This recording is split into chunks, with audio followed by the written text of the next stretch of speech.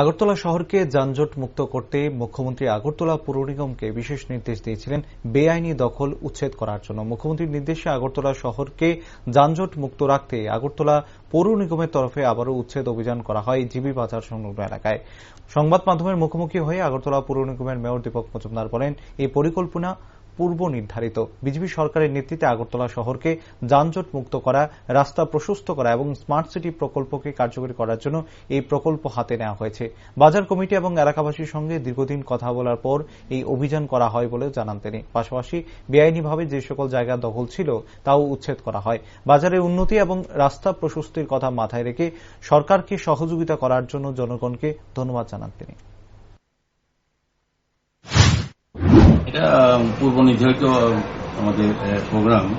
GB বাজার থেকে ডান দিকে যে রাস্তা, যেটা আইটিআই গেছে এবং যেটা এখন এসডি চৌমুনি দিকে গেছে, এটা রাস্তা 60 ফুট করা পরিকল্পনা ছিল আগে থেকেই।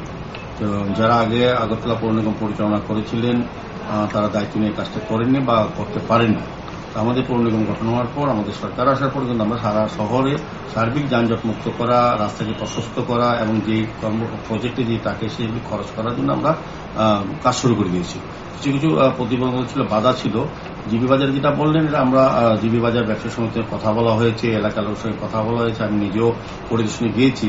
তা সার্বিকভাবে এলাকার মানুষও চাইছিলেন যে রাস্তাটা বড় হোক, যানজট মুক্ত হোক এবং স্বাচ্ছন্দ্যের মানুষ চলাফেরা করতে পারে, যান চলাচল করতে পারে এবং দুর্ঘটনা থেকে মানুষ রক্ষা পায়, কারণ এখানে অনেক সময় দুর্ঘটনা ঘটছিল।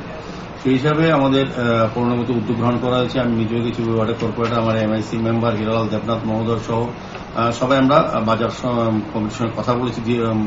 দীর্ঘদিন কথা বলার পর কিন্তু দীর্ঘ সময় কথা বলবো, তারা কিন্তু সম্মত হয়েছেন যে তারা এখনই এখান থেকে এই জায়গাটা সরে যাবেন।